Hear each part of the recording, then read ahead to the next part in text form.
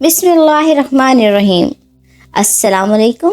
मेरे चैनल में खुश आमदीद। आज मुझे माँ की तकलीफ का एहसास हुआ कि क्या कुछ मेरी माँ ने बर्दाश्त किया होगा। इस दुख का अंदाज़ा मुझे आज हो रहा था। तभी किसी ने अपने हाथों के पोरों से मेरे आंसू साफ किए थे। मैं एकदम से हड़बड़ाकर इधर उधर देखने लगी, लेकिन वहाँ पर कोई न था। मैं हैरान थी कि मेरे आंसू साफ करने वाला कौन था। माँ तो खुद ही बाहर बैठी थी, मेरा जिंदा जनाजा निकालने का शौक मना रही थी। मैंने इसे अपना वहम समझा और वुजू किया, क्योंकि असर की नमाज का वक्त हो चुका था। मैंने जाए नमाज को बिछाया और अपने अल्लाह से गिड़गिड़ाकर दुआ मांगने लगी कि या अल्लाह, तुझे मेरे लिए जो बेहतर लगता है वही करना, क्योंकि मैं नहीं जानती कि मेरी बेहतरी किस में है। बेशक तू सबका मददगार है, मेरी भी मदद ज़रूर करेगा। अभी ये अल्फाज मेरे मुंह में ही थे कि मुझे ऐसा महसूस हुआ कि कोई सफ़ेद कलर के लिबास में मेरे बिल्कुल करीब बैठा था। फिर अचानक से कमरे की लाइट बंद हुई, लेकिन इस अंधेरे कमरे में सफ़ेद रंग का लिबास रोशन हो रहा था। मैं डरी सहमी जल्दी से उठी और कमरे का दरवाज़ा खोला ताकि बाहर से रोशनी अंदर आए। फिर अचानक से वो सफ़ेद लिबास में मलबूस शख्स खिड़की में खड़ा था। उसकी पुश्त मेरी ही तरफ थी और उसके पीछे दो आदमी खड़े थे जिनके कद काफ़ी लंबे थे। मैं हैरान हुई कि बंद कमरे में ये सब कैसे आ गए। इन तीनों को तो मैंने कुएं के पास देखा था और फिर ये अचानक से गायब हो गए थे। क्या ये जिन्नात हैं? मैं जल्दी से आयतल कुर्सी का विर्द करने लगी। तभी अचानक से वो मेरी आंखों से ओझल हो गए। जो मैं अपने गम में डूबी हुई थी, खौफ और डर से थर थर काँपने लगी। भागती हुई माँ के पास गई और बोली, माँ, कमरे में कोई था? माँ मेरी तरफ देखते हुए बोली, कौन है कमरे में? कोई भी नहीं है। माँ ने जैसे ही मेरी पेशानी को हाथ लगाया तो माँ बोली, तुम्हें तो बहुत तेज बुखार है। बुखार की वजह से तुम ऐसी बहकी बहकी बातें कर रही हो, या फिर इस गम ने तुम्हें तोड़ कर रख दिया। तुम फिक्र न करो, मैं तुम्हारी ज़िंदगी इस तरह ख़राब नहीं होने दूंगी। आज तक जो कुछ मेरे साथ हुआ वो तुम्हें बर्दाश्त नहीं करना पड़ेगा, चाहे उसके लिए मुझे अपनी जान ही क्यों ना देनी पड़े। मैं बोली, अम्मा, आपको पता है ना अब्बा अपनी ज़िद के कितने पक्के हैं, और वडेरा साईं की बात तो वो कभी नहीं टालते। अम्मा बोली, नहीं, मैं हरगिज़ नहीं होने दूंगी ऐसा। मैं बेबस थी, लेकिन मैं तुम्हें ये कुर्बानी नहीं देने दूंगी। तुम मेरी औलाद हो। मेरे माँ बाप तो अपनी एक औलाद की वजह से दूसरी औलाद को कुर्बान करने के लिए तैयार हो गए थे, लेकिन मुझे तुम्हारे लिए किसी को कुर्बान नहीं करना पड़ेगा। मैं ये कुर्बानी खुद दूंगी। मुझे बुखार हद से ज़्यादा तेज़ होता जा रहा था और मेरी वडेरे के साथ शादी में सिर्फ 3 दिन रह गए थे। जिस तरह टाइम गुजरता जा रहा था, मेरी तबीयत मज़ीद ख़राब होती जा रही थी। दिन भर माँ मेरे माथे पर ठंडे पानी की पट्टियाँ रखती थी ताकि मेरा बुखार कुछ कम हो। अब्बा को तो ज़रा बराबर भी परवाह न थी। वो जैसे ही घर आए तो बोले, बड़े साईं ने काजल को बुलाया है, उसके निकाह का जोड़ा दिलवाना है। वो खुद इसे अपने साथ ले जाना चाहते हैं। तभी अम्मा बोली, देख नहीं रहे तुम इसे कितना तेज बुखार है और तुम्हें अभी भी उसे वडेरे के पास ले जाने की पड़ी है। अब्बा बोले, अपनी बकवास बंद करो, ये मेरी औलाद है, मैं इसे जैसे चाहे वडेरे के पास ले जाऊं या किसी कोठे पर, तुम्हें बोलने की ज़रूरत नहीं। तभी अम्मा बोली, सिर्फ तुम्हारी बेटी नहीं, ये मेरी भी बेटी है, और जो ज्यादती मेरे साथ हुई मैं अपनी बेटी के साथ कभी नहीं होने दूंगी। तभी अब्बा ने अम्मा को बालों से पकड़ा और बोले, कौन सी ज्यादती हुई है तेरे साथ? तेरा वो भाई मेरे भतीजे को कत्ल करके आज़ाद घूम फिर रहा है। क्या इतना कम है? और तुम्हें किस चीज़ की कमी है? मैंने तुम्हें आज तक हर चीज़ घर में ला कर दी। अम्मा तकलीफ से तड़पती हुई बोली, छोड़ो मेरे बाल, छोड़ो, मुझे दर्द हो रहा है। अब्बा ने एक झटके से अम्मा के बाल छोड़े और बोले, उठो काजल, वडेरा साईं के पास जाना है। मैं उम्मीद भरी नज़रों से अम्मा की तरफ देखने लगी, लेकिन अम्मा बेबस थी। उन्होंने बहुत मिन्नत समाजत की, लेकिन अब्बा कहाँ किसी के मानने वाले थे। अब्बा ने मुझे बाजू से पकड़ा और घसीटते हुए अपने साथ ले जाने लगे। मैं बस कह रही थी, अब्बा, मेरे में चलने की हिम्मत नहीं है, मैं आपके साथ नहीं जा सकती, मुझे छोड़ दें। लेकिन अब्बा मेरी कोई बात मानने के लिए तैयार ही न थे। अचानक से मैंने देखा कि वो सफेद लिबास में मरबूत शख्स मेरे साथ साथ चलता जा रहा है। अब की बार मैंने उसका चेहरा देखा। वो इंतहाई खूबसूरत था। उसके चेहरे पर नमूदार होती हल्की हल्की दाढ़ी, उसकी गोरी रंगत और नीले रंग की गहरी आंखें। ऐसा महसूस होता था जैसे किसी सल्तनत का शहजादा हो। मैं जो अब्बा से अपना बाजू छुड़वाने की कोशिश कर रही थी, इसी शख्स की तरफ देखते हुए अपने कदम अब्बा के कदमों के साथ बढ़ा रही थी और वो मेरे पीछे पीछे ही आ रहा था। ना वो कुछ बोल रहा था, ना ही कुछ कर रहा था। न जाने वो क्यों मेरे पीछे आ रहा था। ये बात समझने से मैं कासिर थी। फिर अब्बा ने वडेरे की हवेली पहुंचते ही मुझे वडेरे के कदमों में दे फेंका और बोले, साईं मैं ले आया हूँ काजल को। मैंने नज़रें उठाकर वडेरा साईं को देखा। पहले तो सिर्फ सुना था कि ये काफ़ी उम्र के हैं, लेकिन मैं देखकर हैरान रह गई। ये इंतहाई ज़ईफ सफ़ेद रंग की दाढ़ी, हाथ में लाठी और कंधे पर काले रंग की चादर फैलाए इंतहाई वहशतनाक आंखों से मुझे देख रहा था। ये इतना बड़ा आदमी मुझसे शादी करने वाला था। मुझे समझ नहीं आ रही थी ये ऐसा क्यों कर रहा है। ये अपनी उम्र के आखिरी दिनों में था, लेकिन ये मेरी जिंदगी क्यों तबाह बर्बाद कर देना चाहता था। तभी वडेरा साईं बोले, आकाश तेरी बेटी तो बहुत सोनी है। मैंने इसे उस दिन कुएं पर जाते हुए देखा था। बस तब से मेरा दिल चाह रहा था कि ये मेरी घर वाली बन जाए। अब्बा बोले, वडेरा साईं जैसे आपका हुक्म। हम कौन होते हैं आपकी हुक्म अदूली करने वाले।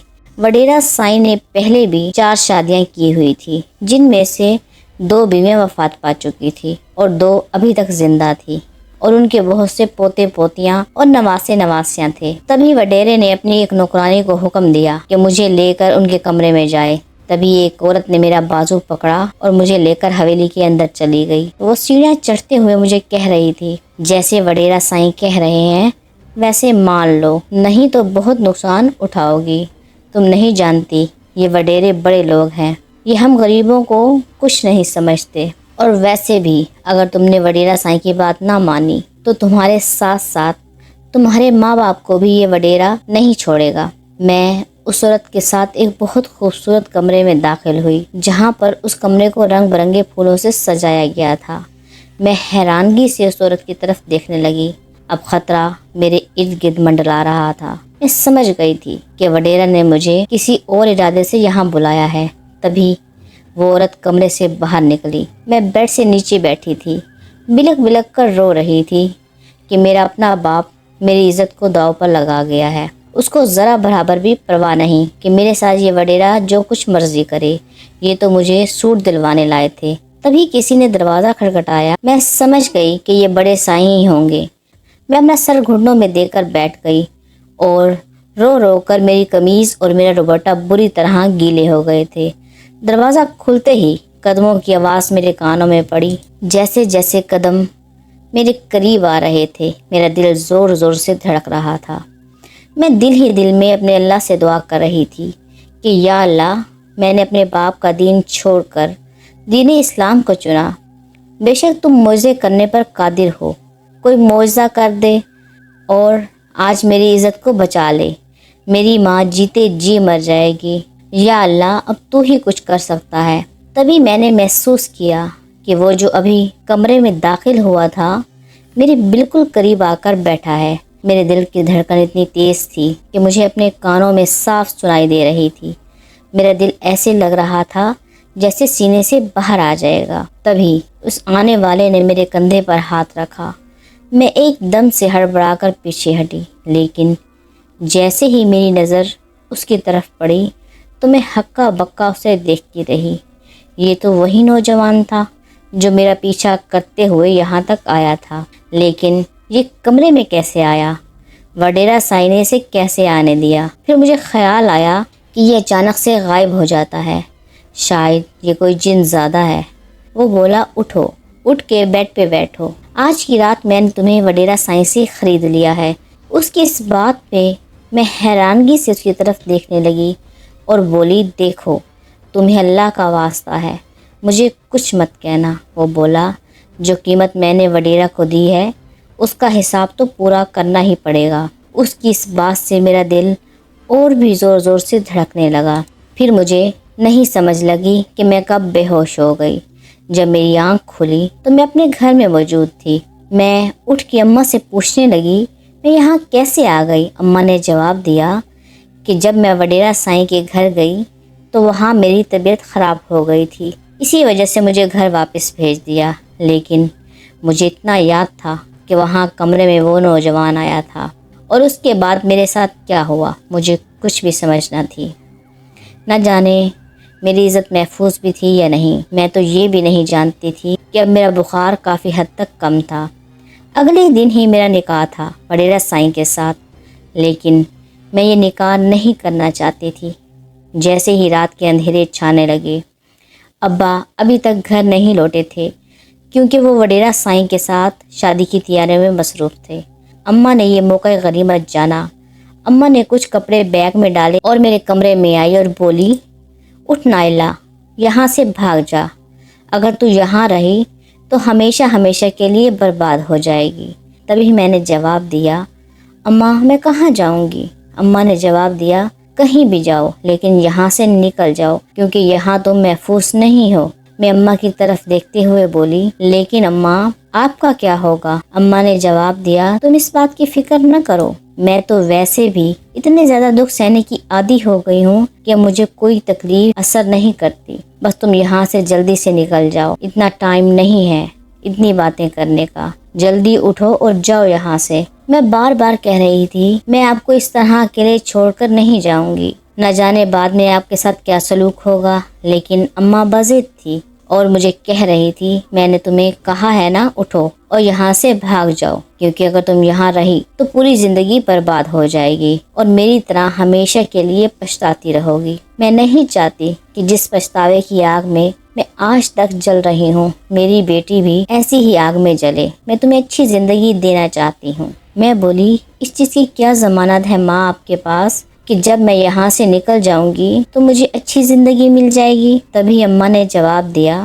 جب تم یہاں سے نکل جاؤ گی تمہاری زندگی جیسی بھی ہوگی کم از کم اس زندگی سے بہتر ہوگی جو وڈیرا سائیں تمہیں دے گا۔ اماں کی یہ بات سن کر میں اٹھی، اماں کے ہاتھ سے وہ بیگ لیا اور اماں کو گلے ملتے ہوئے پھوٹ پھوٹ کر روئی تھی۔ اماں نے مجھے ڈھیروں ڈھیر دعائیں دے کر گھر سے رخصت کیا۔ میں وہاں سے بھاگتی ہوئی چلتی جا رہی تھی۔ اماں نے میرے ہاتھ میں چھوٹا قرآن مجید تھمایا تھا اور بولی، اس کو کبھی خود سے الگ نہ کرنا، تمہیں زندگی میں کوئی بھی مسئلہ درپیش ہو تو اس کا حل اسی سے نکالنا، کیونکہ اس میں اللہ تعالیٰ نے تمام مسائل کا حل لکھ دیا ہے۔ میں نے تمہیں مکمل تعلیم دی، اس کو کبھی ضائع مت کرنا۔ تو میں نے اماں سے کہا، اماں فکر نہ کریں، میں قرآن پاک کو کبھی خود سے الگ نہیں کروں گی، چاہے حالات کچھ بھی ہوں۔ یہ کہتے ہوئے میں اماں کی طرف دیکھتی ہوئی اپنے گھر سے نکلی تھی۔ اب میں نے جانا کہاں ہے میں کچھ بھی نہیں جانتی تھی۔ اس وقت میں صرف خود کو وڈیرا سائیں اور اپنے ابا کی زیادتیوں سے بچانا چاہتی تھی۔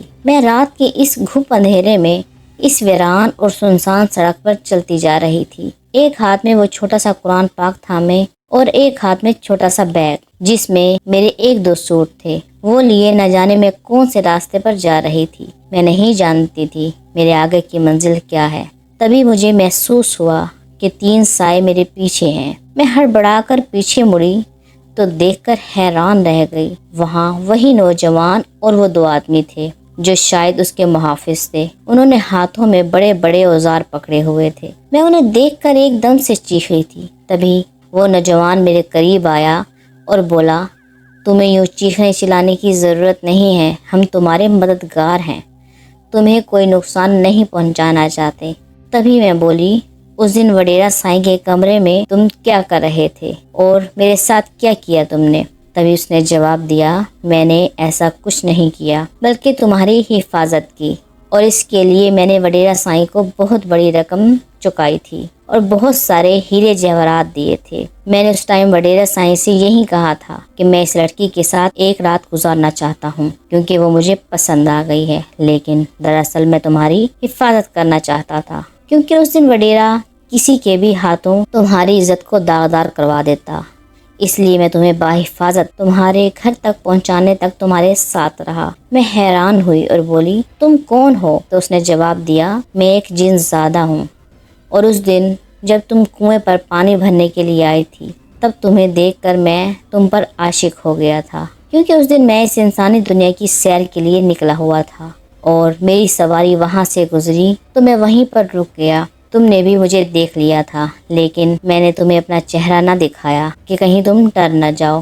پھر اس کے بعد میں تمہیں بڑی دفعہ نظر آیا، لیکن انسانی روپ میں ہی، کیونکہ اگر تم مجھے جنات کے روپ میں دیکھتی تو ڈر جاتی۔ تبھی میں نے جواب دیا، تم کیوں میری مدد کرنا چاہتے ہو؟ تو وہ بولا، تم ایک مسلمان ہو، مجھے بہت اچھا لگا کہ ایک ہندو کے گھر میں رہتے ہوئے تم نے یہ دین اپنایا۔ میں بھی ایک مسلمان جنزادہ ہوں، تم انسان ہو اور ایک نیک انسان۔ انسانوں کو تو اللہ نے اشرف المخلوقات بنایا ہے۔ میرا دل چاہ رہا ہے میں تمہاری مدد کروں، کیونکہ تم اتنی نیک لڑکی ہو۔ جس نے اللہ تعالیٰ پر پورا یقین کیا ہو وہ کبھی یوں بے سہارا نہیں ہو سکتی۔ بس یہ سمجھو کہ اللہ نے مجھے تمہاری مدد کے لیے بھیجا۔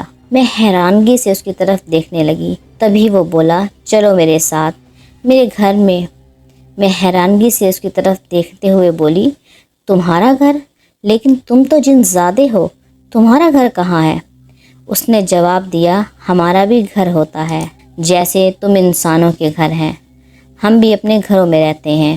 ہاں، کبھی کبھار ہم اسی انسانی دنیا کی سیر کو آ جاتے ہیں، یا مجبوری میں ہم یہاں رہائش پذیر ہو جاتے ہیں، لیکن ہمارے ذاتی گھر موجود ہیں۔ آؤ تمہیں اپنا گھر دکھاتا ہوں۔ وہ میرا ہاتھ پکڑتے ہوئے بولا تھا۔ میں نے ایک جھٹکے سے اس کے ہاتھ سے اپنا ہاتھ کھینچا اور بولی، یہ کیا کر رہے ہو؟ اس نے جواب دیا، میں تمہیں اپنے گھر لے جانا چاہتا ہوں۔ پھر وہ مجھے ایک عجیب سی دنیا میں لے کر گیا، جہاں ہر چیز بہت عجیب تھی۔ یہاں کے رنگ برنگے درخت جن پر مختلف رنگوں کے پتے لگے ہوئے تھے، میں یہ سب کچھ دیکھ کر حیران ہو رہی تھی اور بولی، یہ کون سی دنیا ہے؟ اس نے جواب دیا، یہ کوئی کاف ہے، یہ جنات کے رہنے کی جگہ ہے۔ جیسے انسانوں کی جگہ دنیا ہوتی ہے، اسی طرح جنات کے رہنے کی جگہ کوئی کاف ہے۔ پھر وہ مجھے کمرے میں لے گیا۔ مجھے وہاں شہزادیوں کی طرح پروٹوکول مل رہا تھا۔ سب میری بہت ہی خدمت مدارت کر رہے تھے، لیکن میں حیران رہ گئی، یہ سب کیسے ہوا؟ کیسے یہ جنات ہو کر کسی لڑکی کی اتنی مدد کر سکتے ہیں؟ اسی دن یہ جنزادہ میرے پاس آیا اور بولا کہ کیا اب بھی تم اپنی دنیا میں جانا چاہتی ہو؟ یہاں جو عزت میں نے تمہیں دلوائی ہے کیا انسانی دنیا میں ملے گی؟ تو پھر میں نے جواب دیا، میں جانتی ہوں کہ تم میرا بہت خیال رکھ رہے ہو، لیکن میں اپنی ماں کی وجہ سے بہت پریشان ہوں۔ نہ جانے ابا میری ماں کے ساتھ کیا سلوک کر رہے ہوں گے، اور وڈیرا سائی نے کیا حال کیا ہوگا ابا اور اماں کا۔ وہ بولا، فکر نہیں کرو، سب مجھ پر چھوڑ دو۔ پھر میں کئی مہینے کوئی کاف میں رہی، لیکن اپنی اماں کی فکر مجھے پل پل ہوتی رہی۔ نہ جانے میری ماں کے ساتھ کیسا سلوک ہو رہا ہوگا۔ اس دن میں اپنی ماں کے بارے میں فکر مند بیٹھی تھی کہ وہ جنزاد وسیم میرے پاس آیا اور بولا، تمہیں فکر مند ہونے کی ضرورت نہیں، میں جلد ہی تمہیں تمہاری دنیا میں واپس لے جاؤں گا، کیونکہ میں نے پتہ کروایا ہے اب حالات وہاں پہلے سے الگ ہیں۔ پھر وہ کچھ دن بعد ہی مجھے انسانی دنیا میں لے آیا، لیکن میری ماں اور باپ دونوں ہی گھر پر نہ تھے۔ میں بہت فکر مند ہو رہی تھی۔ یہ تو میں جانتی تھی کہ اگر باپ نے مجھے دیکھ لیا تو مجھے جان سے مار دیں گے، لیکن اب میرے ساتھ وہ جنزاد تھا، مجھے کسی قسم کا کوئی ڈر نہ تھا۔